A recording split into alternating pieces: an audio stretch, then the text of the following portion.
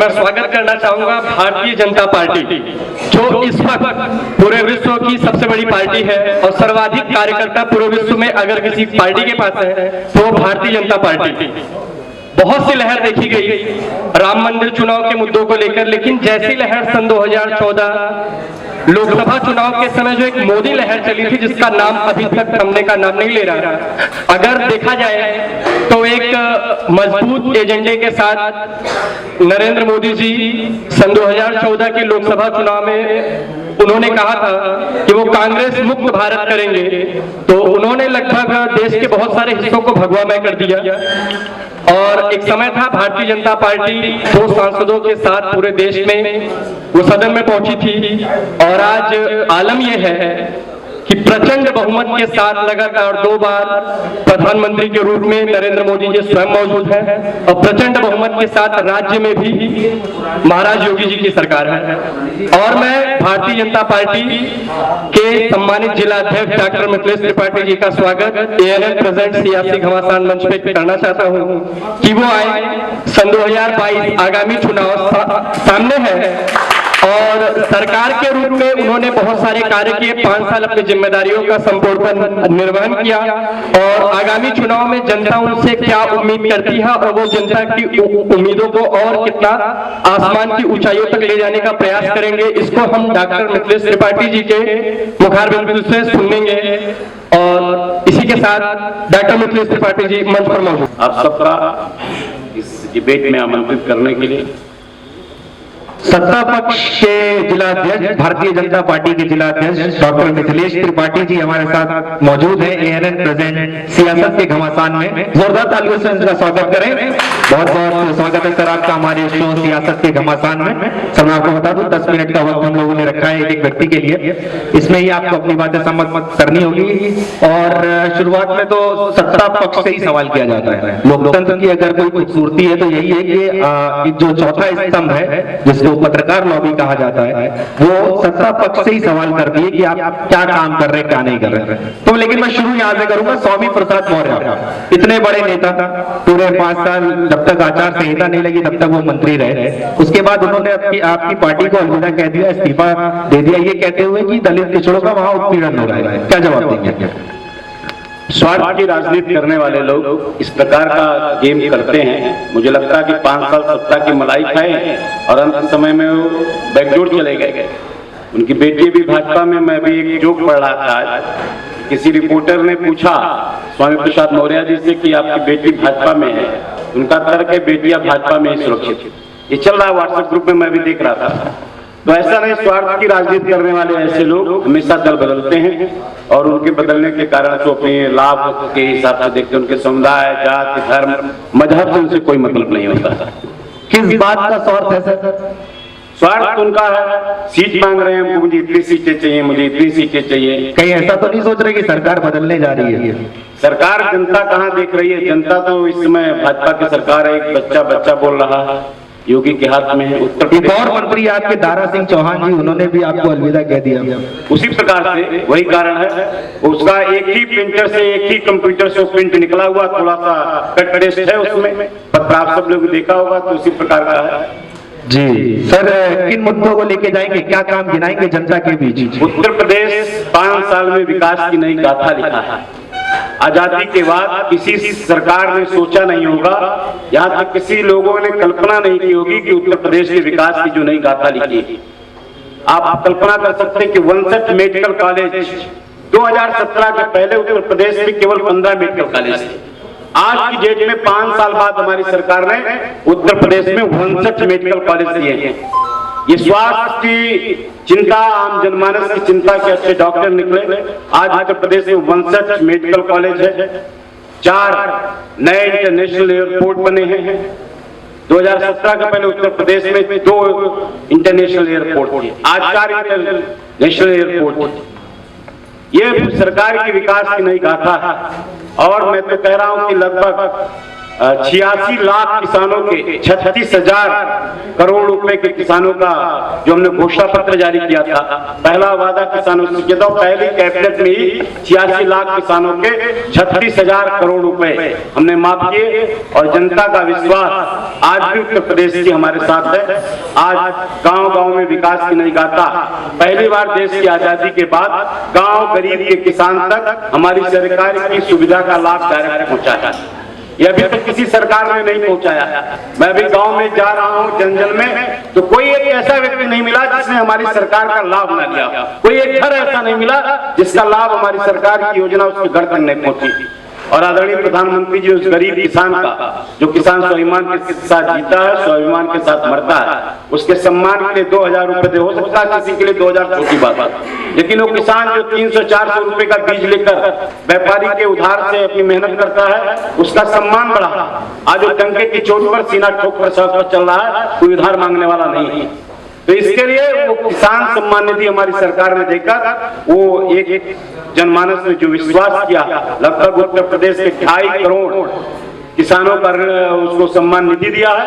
आज अम्बेडकर नगर के 4 लाख किसान, बड़ी संख्या 4 लाख किसानों को सम्मान निधि हमारी सरकार अपने इस जनपद के किसानों को दे रही है। मुझे लगता है कि सरकार की उपलब्धियां आम जनमानस तक पहुंची है और जनता का विश्वास सरकार के ऊपर बना हुआ है। और आने वाले समय में मैं फिर कह रहा हूं, जन विश्वास की आकांक्षाओं पर हमारी सरकार खड़ी उतरी है। और हमने जनता से अपना घोषणा पत्र भी, जनता के द्वारा जो हमारी कमी है, जनता क्या चाहती है, 2017 के पहले हमने नारा दिया था, ना गुंडा राज ना भ्रष्टाचार, आपकी बार भाजपा सरकार का। वो जनता के आग्रह पर हमने किया था, जनता से सुझाव मांगे थे और उस सुझाव को 100% हमने अपने घोषणा पत्र में जो जारी किए हैं, वो 98% घोषणा पत्र हमने पूरा किया है।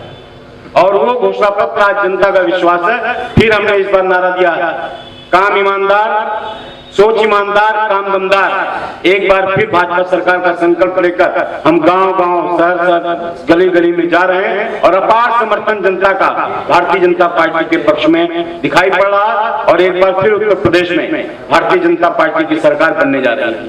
सर, किसानों को इतना सम्मान मिला, किसानों को इतना सम्मान मिला, तो वो 3 कानूनों के लिए 1.5 साल क्यों बैठा दिया उन लोगों को? पहले भी वापस लिया जा सकता था।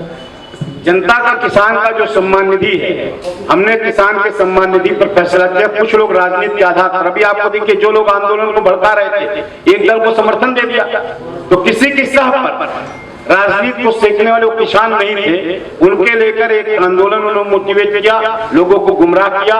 सरकार ने जो जनादेश, जो कृषि बिल संशोधन लागू किए थे, वो आम जनता के, आम किसानों के पक्ष में थे। लेकिन फिर भी मोदी जी ने एक बड़ा फैसला करते हुए उसको लेकर के एक माहौल क्रिएशन जो कर रहे हैं, जो आम किसानों तक उनकी बात नहीं पहुंच पा रही, उसको लेकर संशोधन किया है और फिर वो ड्राफ्ट करके फिर से कानून के उसमें लागू होने वाला है। मुख्यमंत्री जी ने एक बयान दिया इंटरव्यू के दौरान कि 80 बनाम 20 की लड़ाई है, समझाइए। 80 बनाम 20 की लड़ाई, ये तो सब जान रहे हैं। 20 लोग हैं जो देश को अलग करना चाहते हैं, उत्तर प्रदेश को जाति के आधार पर तोड़ना चाहते हैं, जो गुंडागर्दी, आतंकवाद, भ्रष्टाचार को बढ़ावा देना चाहते हैं, वो 20% है। और 80% जनता जो सामान्य देश की है, जो देश की एकता और अखंडता के लिए काम करती है, जो किसी जाति, धर्म और मजहब के आधार पर काम नहीं करती। मैं तो दावे के साथ कहता हूँ, एक भी कोई व्यक्ति उत्तर प्रदेश में मिल जाए जो किसी जाति के आधार पर उसको लाभ मिला। हमारी जात, क्योंकि मोदी जी का जो संकल्प, सबका साथ, सबका विकास और सबका विश्वास हासिल करके एक नए भारत के निर्माण का, एक नए उत्तर प्रदेश का निर्माण, हमारी सरकार ने 5 साल में कोई व्यक्ति उत्तर प्रदेश में नहीं मिल सकता है जो एक कह दे कि मुझे इस एक योजना का लाभ मुझे इस जाति के आधार पर मिला। और सर्वाधिक लाभ जो लोग कहते होंगे, मुझे लगता है कि उन सबको मिला है जो सरकार की उस जीवन रेखा के जो उसका एक आधार है, उसके आधार पर बनाया, उस आधार पर आम जनमानस को उसका लाभ मिल रहा। अब कल्पना करिए, पिछले 5 सालों में 4.5 लाख नौकरियां निःशुल्क। एक व्यक्ति नहीं मिल सकता जो कह दे कि मैंने घूस देकर नौकरी ली। किसी एक जिले का एक व्यक्ति नहीं है, नहीं तो भर्ती सिपाही है, इलाहाबाद के लोग होते थे। आज उत्तर प्रदेश के कोने कोने से वो प्रतिभाएं निकलकर सरकारी नौकरियों में सेलेक्ट हो रही है। तो डंके की चोट पर पारदर्शिता की पहली सरकार है और इसी कारण से आम जनमानस में नया विश्वास है। चाहे गांव का गरीब व्यक्ति हो, चाहे किसान हो, चाहे नौजवान हो। आप उत्तर प्रदेश के नौजवान रेटिंग देखेंगे, गूगल पे यहाँ बहुत से लोग बैठे हैं, सर्च करिए 2017 में बेरोजगारी की दर उत्तर प्रदेश में कितनी थी? 17% से ज्यादा थी, आज 4.2% रह गई। ये हमारी सरकार की उपलब्धि, कि हमने बेरोजगारी जो रेट है वो 17 पॉइंट भी है। मैं देख रहा था गूगल पर तो उत्तर प्रदेश की 2017 में 17 पॉइंट कुछ थी, आज 4 पॉइंट बची। इसलिए आत्मनिर्भर भारत की संकल्पना को हमारी सरकार ने साकार किया है और युवा उद्यमी आगे बढ़ रहे हैं। नए नए प्रोडक्शन के हिसाब से अपनी प्रतिभा के अनुसार वो अपना स्टार्टअप को प्रारंभ कर रहे हैं। मुख्यमंत्री योगी आदित्यनाथ अयोध्या से चुनाव लड़ेंगे, मथुरा से चुनाव लड़ेंगे, गोरखपुर जाना पड़ा, क्यों? हमारे तो मुख्यमंत्री जनता का फैसला तो स्वीकार करने के लिए मैदान में आए हैं। इसी एक पार्टी का जो मुख्यमंत्री का चेहरा मैदान में आकर दिखा दे। डर रहे हैं कहीं हार न जाऊं, कन्नौज से भी डर रहे हैं। मैं तो कह रहा हूं उन लोगों को भी सबक लेनी चाहिए, अपने गृह क्षेत्र में ही जाके चुनाव लड़ ले। चाहे वो किसी भी पार्टी का नेता जो मुख्यमंत्री का चेहरा हो, आप बता दीजिए जिसका चेहरा हो मैदान में आया हो, अभी तक नहीं आ रहा है। डर इस बात का हमारे मुख्यमंत्री जी ने जनता का और भारतीय जनता पार्टी के शीर्ष नेतृत्व का फैसला स्वीकार किया और जहां से प्रत्याशी पार्टी ने बनाया वहां से चुनाव लड़ने की घोषणा की। तो सर कितनी सीटें, क्या टारगेट है? अब की बार कितना पार? 300 प्लस पार। 300 पार। अब की बार 300 पार, एक बार फिर से पूर्ण बहुमत की सरकार बनने जा रही है। 70% हमारी सरकार बन रही है। आम जनमानस का जो विश्वास है, जो गांव गरीब किसान नौजवान की सोच है, भारतीय जनता पार्टी के पक्ष में है। भारतीय जनता पार्टी के साथ चलकर एक नए भारत के निर्माण में अपना योगदान देना चाहते हैं। इसलिए मुझे लगता है कि पूरा समाज एकजुट होकर जो जाति के आधार पर, पार्टी के आधार पर, मजहब के आधार पर बांटकर राजनीति करना चाहते हैं, उसकी रोटी सेकते हैं, वो सारी रोटियां इस बार उनकी खत्म हो जाएंगी। उनकी राजनीति करने का जो अवसर था वो इस बार टूट रहा है। मुझे लगता है कि सबका संकल्प और उस विश्वास के आधार पर एक नए उत्तर प्रदेश की नई गाथा फिर से उत्तर प्रदेश में दोबारा भाजपा सरकार बनने जा रही है। ये स्पष्ट आम जनादेश का शासन है। सर एक सवाल आपका पर्सनल, क्या आप चुनाव लड़ेंगे? नहीं, संगठन की इच्छा का निर्बंधन है। जो संगठन हमारे यहाँ सूचना के बाद सोचना बंद होता है, यानी हमारे संगठन में जो आदेश आ जाता है उसको पूरा करते हैं। कोई भी कार्यकर्ता हमारे यहाँ इस मुद्दे को लेकर चर्चित नहीं है कि कौन चुनाव लड़ेगा। तैयारी अपने मैदान में लोग कर रहे हैं। पार्टी किसी को टिकट देगी, हम लोग उसके साथ आपको चुनाव लड़ाएंगे। चलिए जनता से सवाल ले लेते हैं। 2-3 सवाल है आपके लिए, मुझे पहले से आग्रह किया गया इस बात के लिए।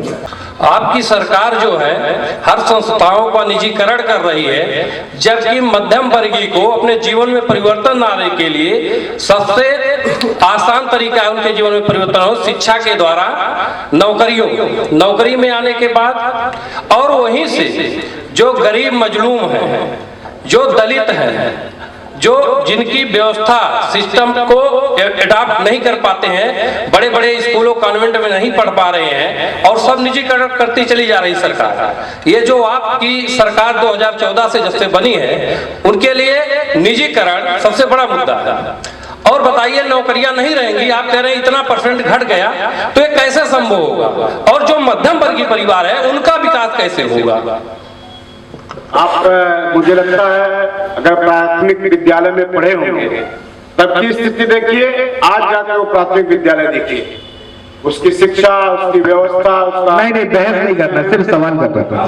उस पर एक नया परिवर्तन किया और उत्तर प्रदेश के लगभग 70% प्राथमिक विद्यालयों को कायाकल्प हमारी सरकार ने पूरा किया है। दूसरी बात, अर्थव्यवस्था के आधार पर मैंने कहा जो बेरोजगारी की दर वो निश्चित रूप से घटी है, जो 17 से आकर 4% पे है। इसके लिए जो अनुभवी व्यक्ति है, जो काम के आधार पर, अपने कर्म के आधार पर काम कर रहे हैं, उनका मैं तो अच्छी बात को सोचता हूँ कि कोई एक व्यक्ति ऐसा बेरोजगार नहीं मिला जो अच्छा योग्य हो। योग्यता अगर उसके अंदर है तो क्षमता के आधार पर अपने स्टार्टअप को शामिल करता है, अपने उद्योग को स्थापित कर रहा है, अपनी क्षमता का विकास करता है। और इस प्रकार से कोई ऐसा बेरोजगार, एक अच्छा डॉक्टर, एक अच्छा इंजीनियर जो बनता है वो ठीक है। मैं तो कहता हूँ एक अच्छा साइकिल बनाने वाला भी अपनी मार्केट में प्रसिद्ध रहता है। वहीं चाय की दुकान पर देखिए अच्छी चाय बनाने वाला, उसके पास बेरोजगारी का कमी नहीं। लेकिन एक अच्छा बहुत तैयार हो, एक अच्छा व्यक्ति जीवन में, तो उसकी शिक्षा व्यवस्था सबसे महत्वपूर्ण है। और हमारी सरकार ने उस प्राथमिक विद्यालय के कायाकल्प से लेकर उसका उद्धार किया है। और ये आजादी के बाद पहली बार कायाकल्प के माध्यम से प्राथमिक विद्यालयों का सुधार हुआ, जिससे गांव गरीब किसान के बच्चे जाकर अच्छी शिक्षा अर्जित कर सके। जो 14 लाख कर्मचारी हैं, इनके लिए जब माननीय योगी जी सांसद थे सन 2012 में, माननीय मनमोहन सिंह को पत्र लिखे कि इनकी पेंशन मिलनी चाहिए, और वो सरकार में आए इस वादा को भूल गए। क्या इस चुनाव में 14 लाख कर्मचारियों का जो बहुत बड़ा मुद्दा है पुरानी पेंशन, एक सामाजिक सुरक्षा का मुद्दा है, क्या आपके घोषणा पत्र में शामिल होगा कि नहीं?